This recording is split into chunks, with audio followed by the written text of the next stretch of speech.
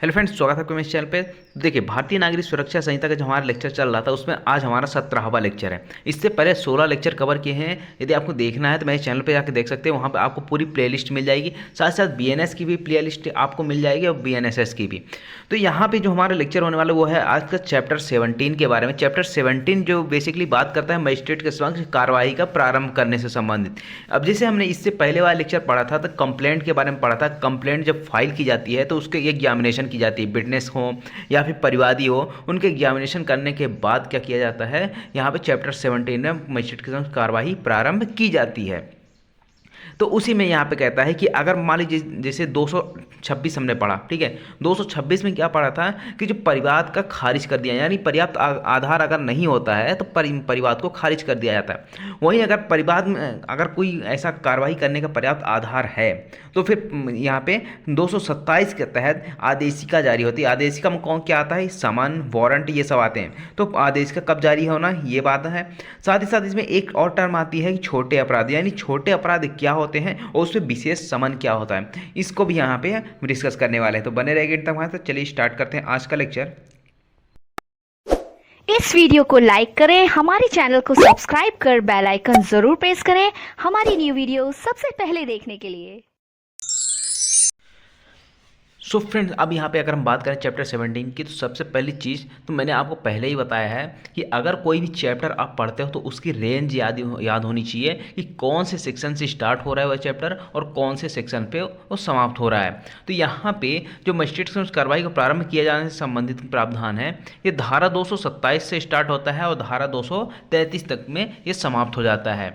तो इसमें यहाँ पे सबसे पहली चीज़ तो धारा 227 की बात करते हैं। तो धारा 227 में क्या बताया गया है कि आदेशिका का जारी किया जाना है, जो पहले सीआरपीसी में धारा 204 में हुआ करता था, अब धारा 227 में हो गया है। अब यहाँ पे जैसे 226 में क्या हुआ था, परिवाद को खारिज कर दिया गया था क्योंकि वहाँ पे पर्याप्त आधार नहीं था कार्रवाई करने के लिए। लेकिन यहाँ पे कहता है यदि मान लीजिए किसी अपराध का संज्ञान करने वाले मजिस्ट्रेट की राय में, यानी कि अगर उस मजिस्ट्रेट की जो उस अपराध का संज्ञान करता है, अगर उसका ओपिनियन क्या बनता है, उसको क्या लगता है कि कार्रवाई करने का उसमें पर्याप्त आधार है। अगर पर्याप्त आधार हुआ, अगर नहीं हुआ तो मान लीजिए तो खारिज कर देगा। अगर पर्याप्त आधार है तो फिर क्या किया जाएगा, समन या वारंट जारी किया जाता है।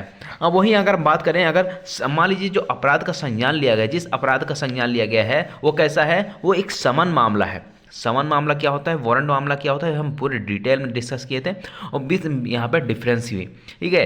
तो समन मामले में क्या होते हैं, अभी ये मुझे कमेंट बॉक्स में कमेंट करके बताइएगा कि समन मामले होते क्या हैं।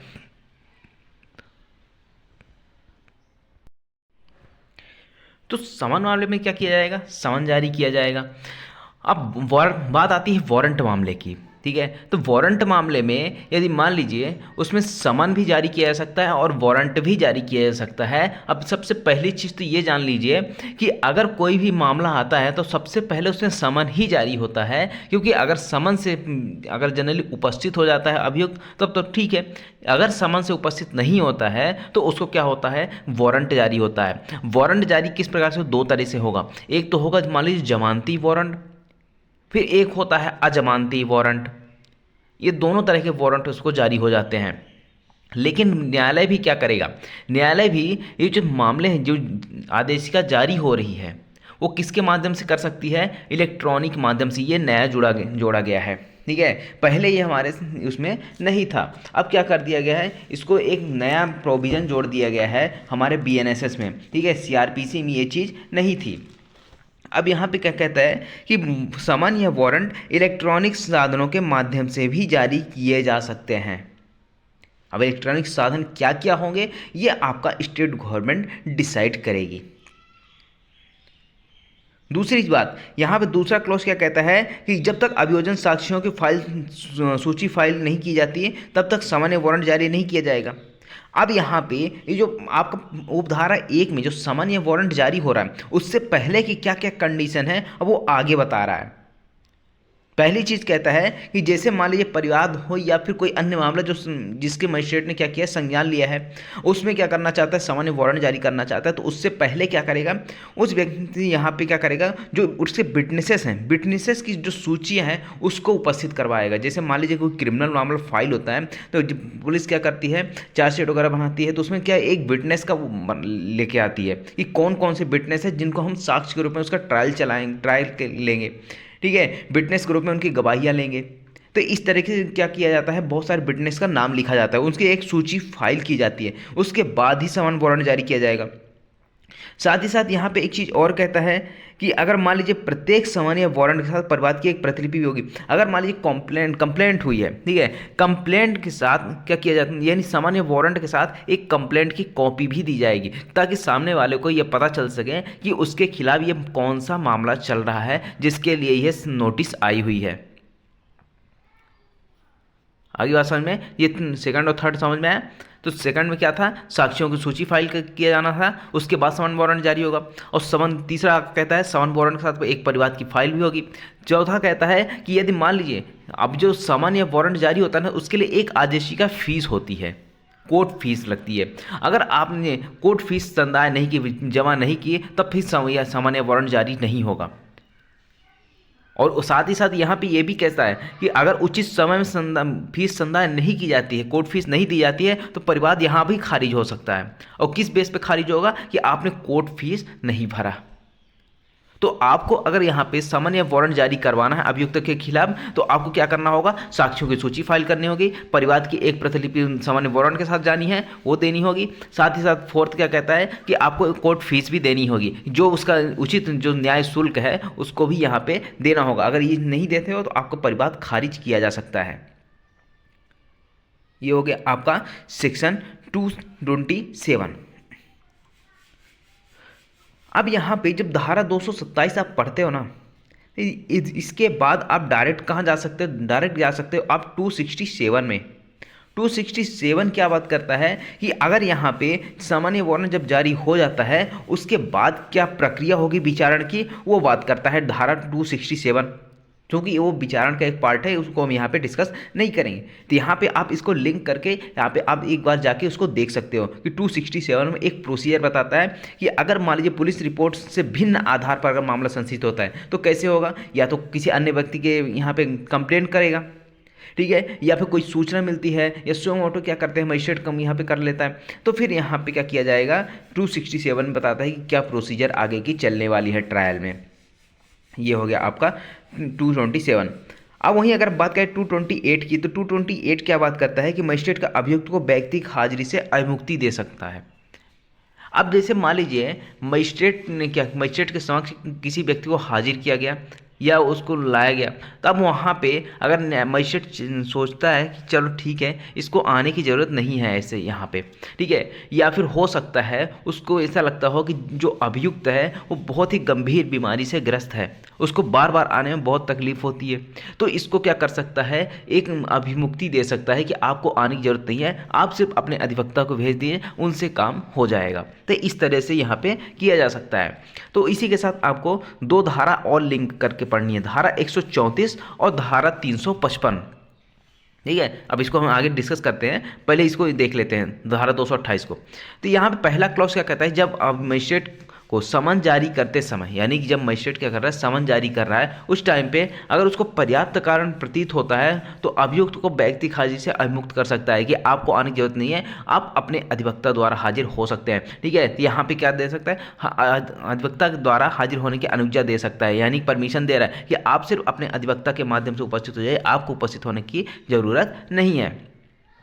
साथ ही साथ अगर एक चीज़ और आती है, इसका आवेदन भी लगता है। जैसे मान लीजिए कोई ऐसा अभियुक्त है बहुत ज़्यादा गंभीर बीमारी से पीड़ित है, या फिर कुछ और पर्याप्त कारण है, तो उसके लिए वो उपस्थित नहीं हो सकता न्यायालय में बार बार, तो उसके लिए क्या लगेगी, धारा 228 की एक एप्लीकेशन लगेगी, धारा 228(1) की, जिसमें क्या मांगा जाएगा, परमानेंट इसके लिए अविमुक्ति मांगी जाएगी, ठीक है।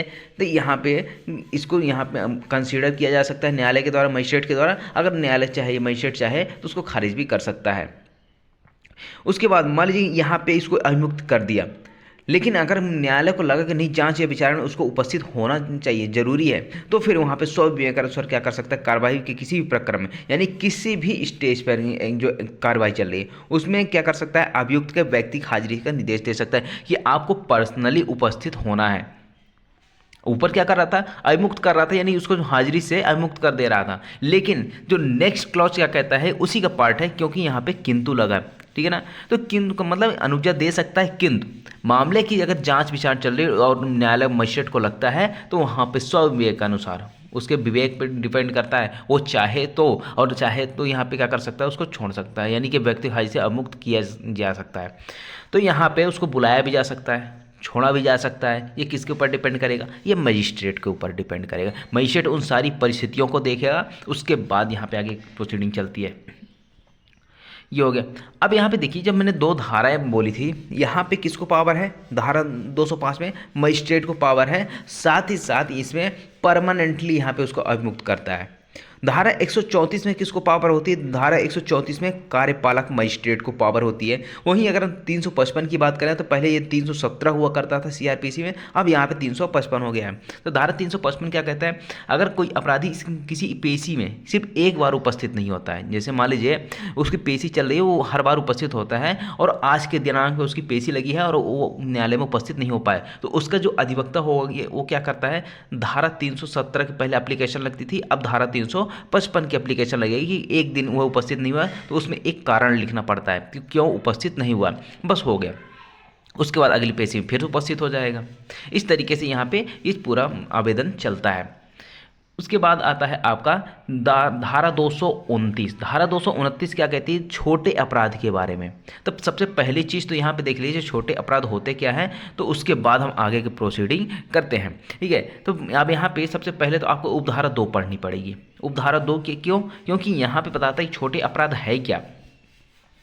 तो छोटे अपराध क्या है, ऐसा अपराध जो केवल 5,000 रुपये से अनधिक जुर्माने से दंडनीय है, यानी कि 5,000 रुपये तक के जो जुर्माने से दंडनीय कोई अपराध है तो वो क्या कहलाते हैं, वो छोटे अपराध कहलाते हैं। यहाँ पे पहले 1,000 रुपये था, अब इसको क्या कर दिया गया, 5,000 रुपये इसको बढ़ा दिया गया है। यानी कि ऐसे अपराध क्यों बढ़ाया गया है, क्योंकि आप देखोगे अगर बीएनएस और आईपीसी की बात करें तो आईपीसी में कई अपराध ऐसे थे जहाँ पे 100 रुपये जुर्माना था, ठीक है, 500 रुपये जुर्माना था, इस टाइप का। वहीं अगर हम बीएनएस की बात करें तो इसको बढ़ाते हुए कहीं पे 5,000 का जुर्माना, कहीं पे 10,000 का जुर्माना, कहीं 1,000 का जुर्माना, कहीं, ठीक है, इस तरीके से बढ़ाया गया जुर्माने का प्रावधान, इसलिए यहाँ पर भी इसको किया गया।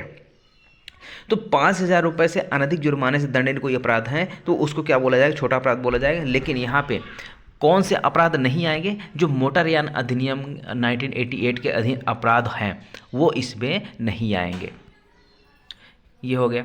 उसके बाद सबसेक्शन 1 की बात करें, सबसेक्शन 1 क्या कहते हैं, यदि किसी छोटे अपराध का संज्ञान करने वाले मजिस्ट्रेट की राय, यानी कि जो मजिस्ट्रेट है, मजिस्ट्रेट अगर उसको लगता है कि जिस अपराध का संज्ञान किया गया है उसके द्वारा, उसको मामले को क्या किया जा सकता है, 283 और 284 में संक्षेपतः निपटाया जा सकता है। यानी कि जो संक्षिप्त विचारण की प्रक्रिया होती है उसका यहाँ पे सेक्शन बताया गया है। पहले 260, 261 ऐसा हुआ करता था संक्षिप्त विचारण, जो आपका सीआरपीसी में हुआ था।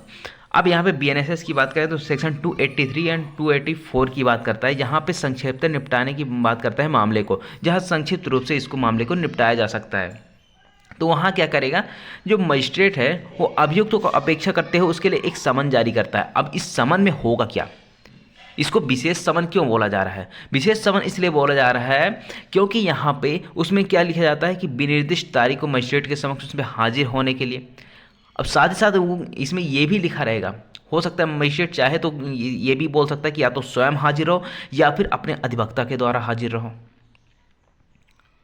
ये एक चीज़ तो ये हो गई। दूसरी चीज़ इसमें यह कहता है कि यहाँ पे यदि वह हाजिर हुए बिना आरोप का दोषी होने का अभिवचन करना चाहती है, ये भी लिखा रहेगा कि अगर आप अपने आरोप का स्वीकार करते हो तो आप क्या करोगे, एक लिखित रूप में उक्त अभिभाग और समन में विनिर्दिष्ट जुर्माने की रकम को, यानी कि उसमें यह भी लिखा रहेगा कि उसमें क्या जुर्माना लगाया जा सकता है। तो यहाँ पर अगर संक्षिप्त निपटाने की बात की जा रही है ना, तो संक्षिप्त निपटाया जा सकता है सिर्फ समन के माध्यम से। समन के माध्यम किस तरीके से, उसमें लिखित रूप में ये क्या करना होगा, उस व्यक्ति अगर आरोप स्वीकार करता है तो यहाँ पे उसको जो जुर्माना को बताया गया है उस समन में वो क्या किया जाएगा, उसको स्वयं या अपने अधिवक्ता के द्वारा आरोप को दोषी होने के अभिवचन का लिखित रूप से प्राधिकृत करें, यानी लिखित रूप से एक आवेदन बनाना पड़ेगा कि वह अपने आरोपों को स्वीकार करता है, और उसमें क्या करना होगा, उस अपने दस्तखत करने होंगे।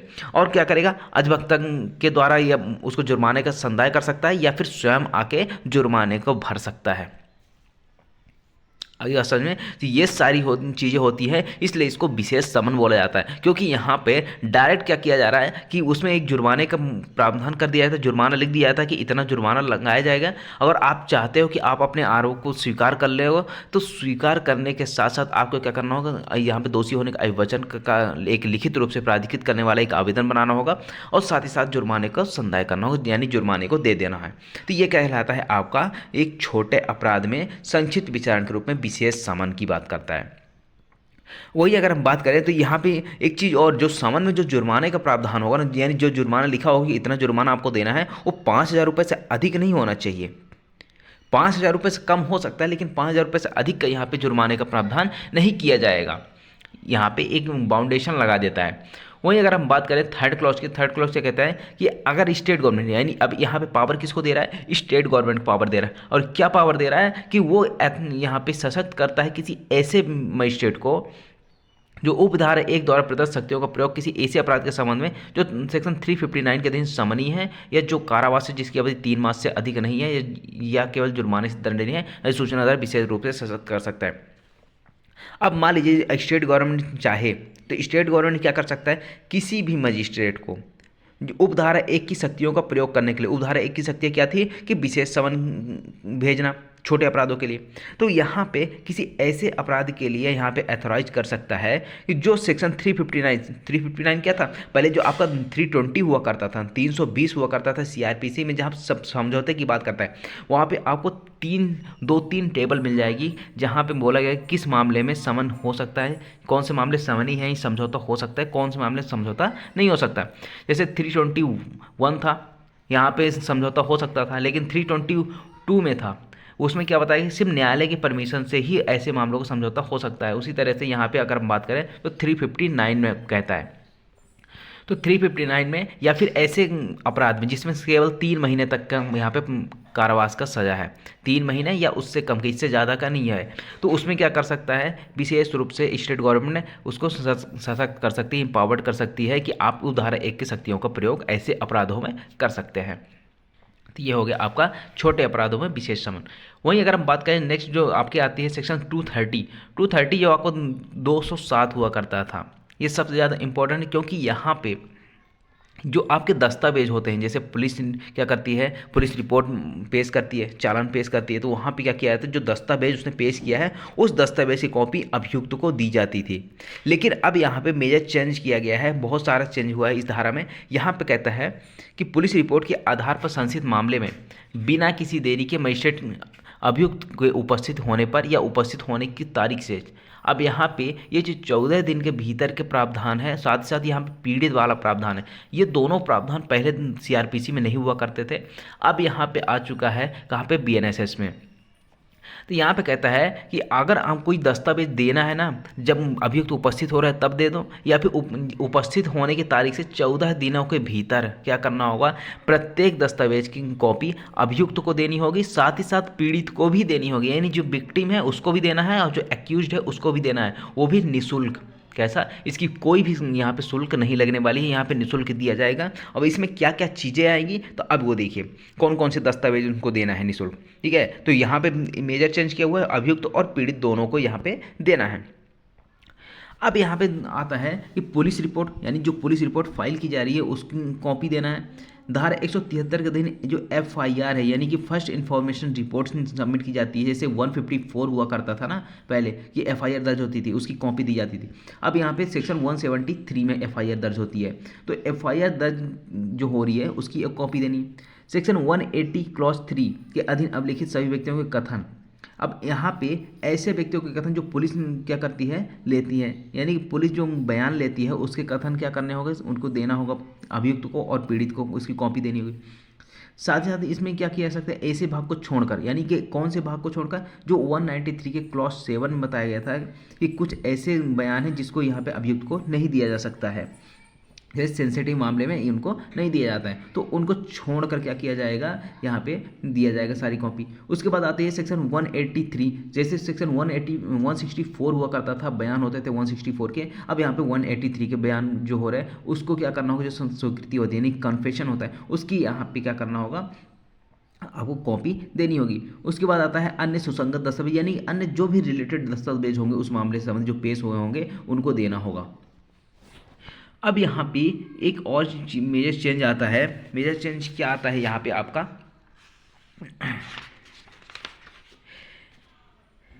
कि अब देखिए दो प्रोविजन इसमें जोड़े गए थे, पहला इंपॉर्टेंट है, दूसरा आप डायरेक्ट में जाके पढ़ सकते हो। पहले यहाँ पे कहता है यदि कोई दस्तावेज विशालकाय है, ठीक है, कोई ऐसा दस्तावेज, सॉरी ये तो पहले से ही है, सॉरी, यहाँ पे कहता है कि अभियुक्त और पीड़ित को उसकी प्रतिलिपि देने के बजाय इलेक्ट्रॉनिक साधन के माध्यम से दिया जाए। ये नया नहीं जुड़ा है, पुराना ही है, जैसा सीआरपीसी में था, ठीक है। अब यहाँ पे कहता है कि यदि मान लीजिए कोई ऐसा दस्तावेज, बहुत बड़ा दस्तावेज है, ठीक है, और उस दस्तावेज को किसी व्यक्ति को नहीं दिया जा सकता इतनी आसानी से, बहुत विशालकाय दस्तावेज है, तो वह क्या किया जाएगा, उसकी एक इलेक्ट्रॉनिक साधन के माध्यम से ना एक प्रतिलिपि दी जाएगी, किसको, अभियुक्त को और पीड़ित को।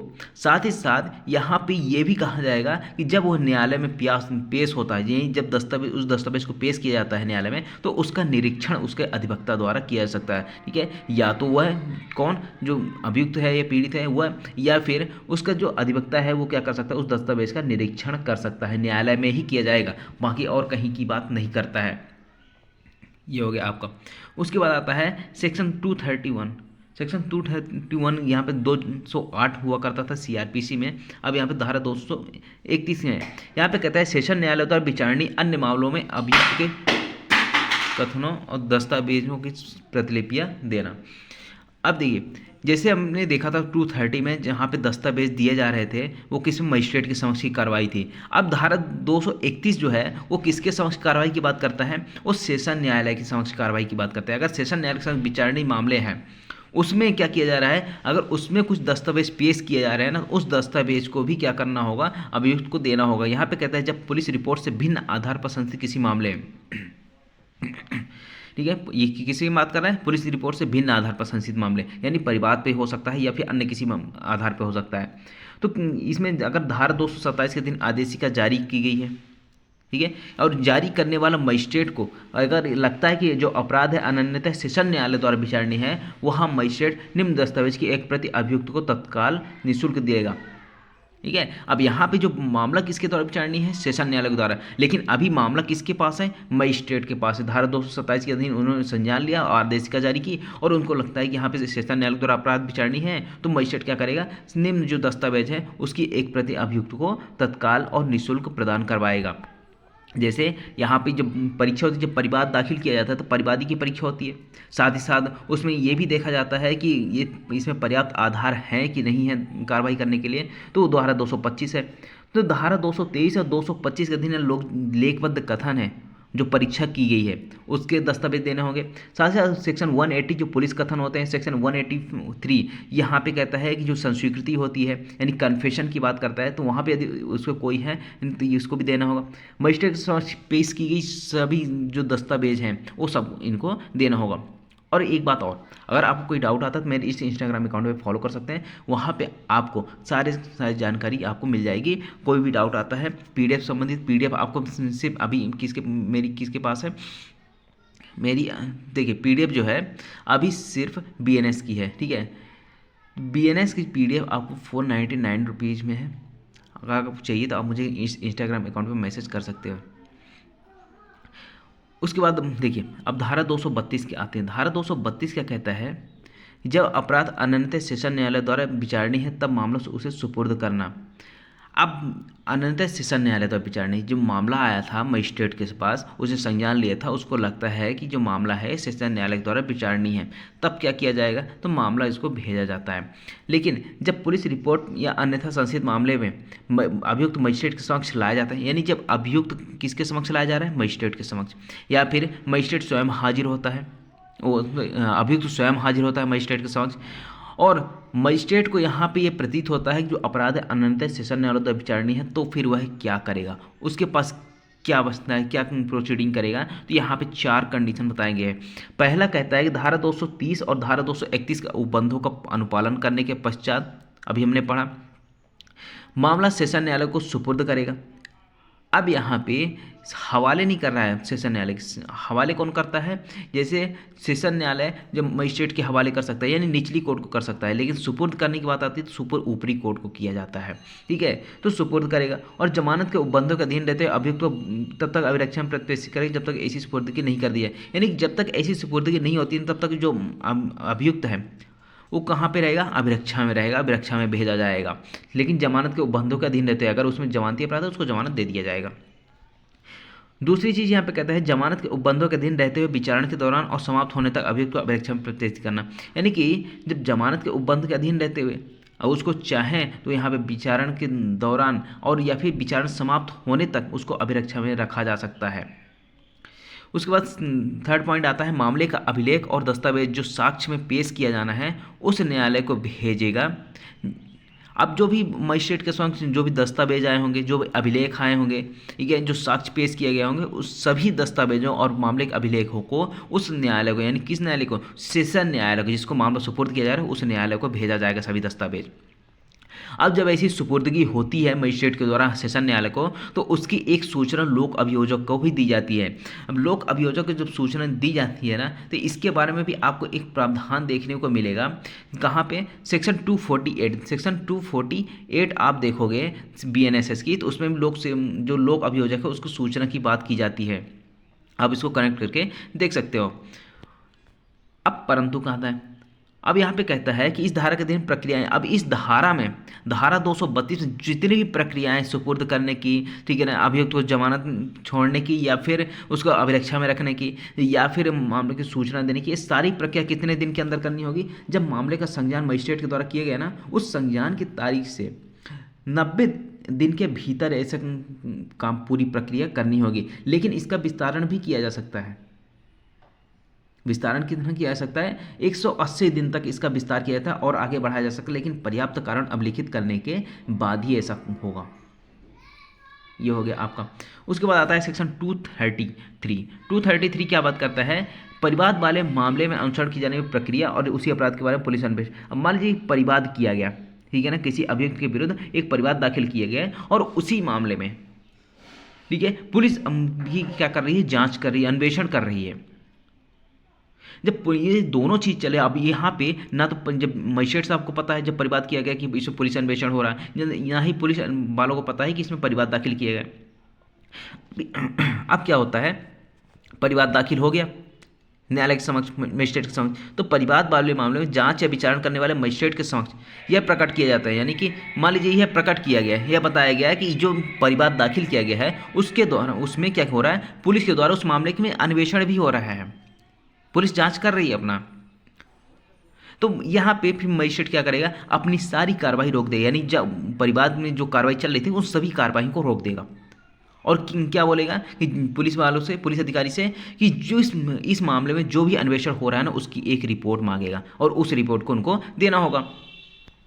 और दूसरा चीज़ यहाँ पे कहता है, दूसरा क्लॉज क्या कहता है, दूसरा क्लॉज कहता है कि यदि अन्वेषण करने वाले पुलिस अधिकारी द्वारा धारा 193 के अधीन रिपोर्ट की जाती है, यानी कि सेक्शन 193 के अधीन अगर पुलिस रिपोर्ट सबमिट की जाती है ना और उस ऐसी रिपोर्ट में मजिस्ट्रेट द्वारा ऐसे व्यक्ति के विरुद्ध किसी अपराध का संज्ञान किया जाता है जो परिवाद वाले मामले में अभियुक्त है, यानी कि ऐसे अभियुक्त का यहाँ पे क्या किया जा रहा है, विरुद्ध अपराध का संज्ञान लिया जा रहा है जिसके बारे में पहले से परिवाद दाखिल है। तो फिर यहाँ पे क्या किया जाएगा, तो मजिस्ट्रेट परिवाद और पुलिस रिपोर्ट से पैदा होने वाले तथ्यों की जांच करेगा, जांच विचारण एक साथ चलाएगा, ऐसा चलाएगा मानो मामला पुलिस रिपोर्ट पर संस्थित, यानी भले परिवाद इसमें किया गया हो लेकिन मामला कैसे चलेगा, मामला ऐसे चलेगा जैसे पुलिस रिपोर्ट पे ही ये मामला संस्थित हुआ हो। आई होप आपको ये पूरा का पूरा समझ में आया होगा। तो मिलते हैं अगले लेक्चर में जहाँ पे हम आरोप के बारे में पढ़ेंगे कि चार्जेस कैसे फ्रेम होते हैं, चार्जेस के अंतर्गत क्या क्या चीज़ें आती है, ये सभी चीज़ डिस्कस करेंगे। तो हमारे साथ बने रहिए हमारे चैनल के साथ। तब तक के लिए बाय बाय।